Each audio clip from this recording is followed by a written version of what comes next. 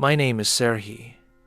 I was 29 when the steelworks became our whole world. We lived under iron roofs where daylight was a rumor and the sky looked like an enemy.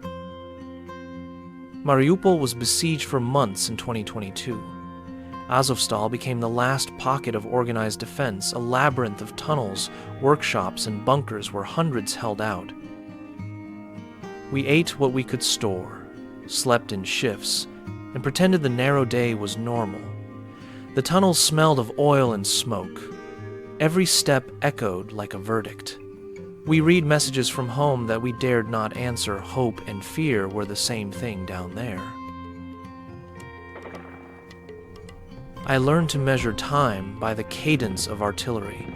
Too quick, then a long one that meant a strike was coming.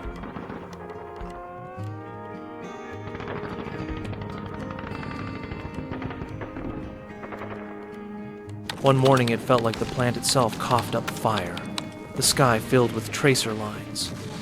We moved as one: suppress, withdraw, hold. You don't count the minutes, you count the guys who are still breathing beside you. We cleared rooms by touch. My hands knew the walls better than my own face. When Artem went down, he grabbed my sleeve like he'd never let go. I kept thinking of the little photo of its son he kept in his jacket. In the worst minutes, you stop being a hero or a machine. You are a man in the dark, trying not to be the last heartbeat your friends hear. Outside, the world argued about terms.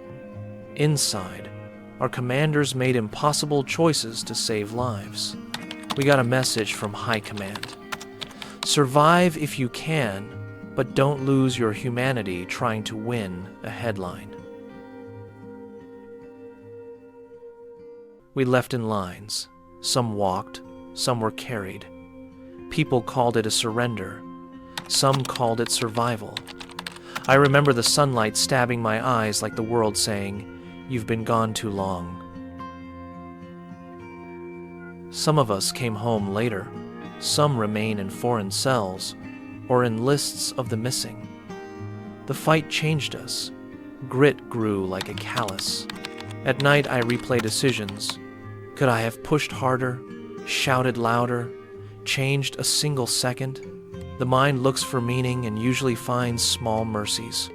A brother's laugh, a shared cigarette, a letter that says, "Wait for me." We stood where the metal was made. We stood for a country that asked its people to choose between running and staying. I chose to stay.